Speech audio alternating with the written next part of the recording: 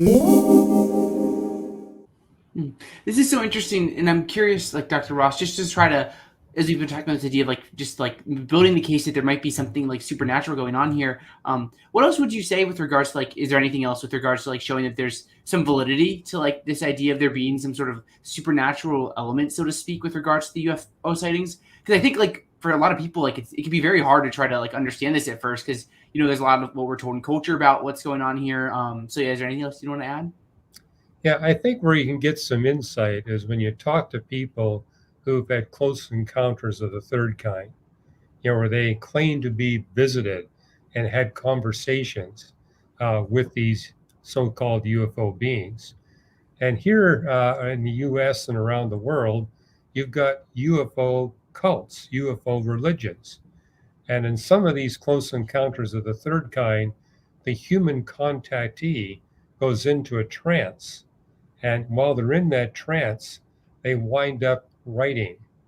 So they go into what's called automatic writing, where they really don't know what they're writing, but they're under the control of some interdimensional being, and the interdimensional being has them write what they want to write.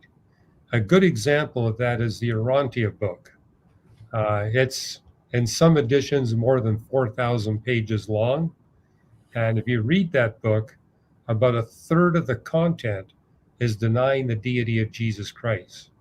So it's showing you that there's a deceptive motivation behind these close encounters. And moreover, the stories change. I mean, what I find interesting is that they're keeping pace with human technology and human knowledge.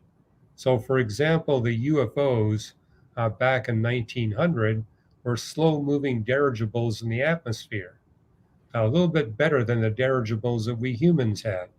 World War II, it was the Foo Fighters. Pilots were reporting seeing these strange craft moving at the speed of sound, a little bit faster than their aircraft. And then you had them moving at 10,000 miles per hour. Now people are recording them moving at 25,000 miles per hour. And then with the close encounters, the stories evolved. I mean, these encounters have been going on for thousands of years.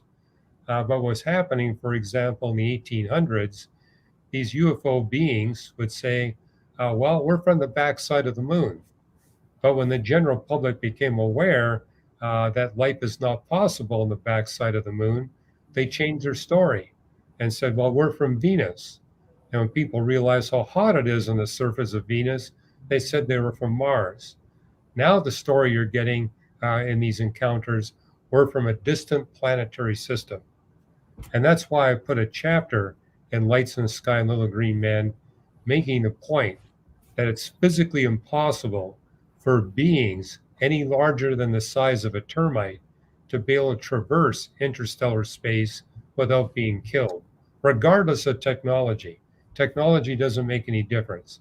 There's simply no way that you can protect beings our size if you're intent on trying to cross interstellar space.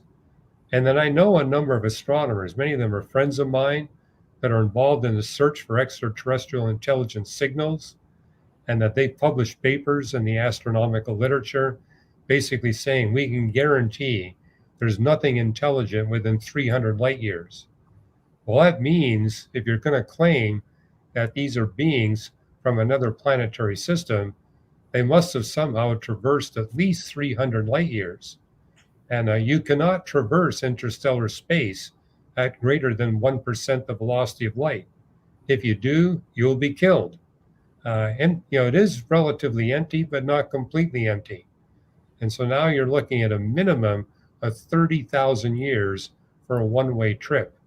And the problem with that is that exceeds the maximum lifespan of any conceivable technological species. So in that sense, we know they're not physical beings like us coming from some other planetary system.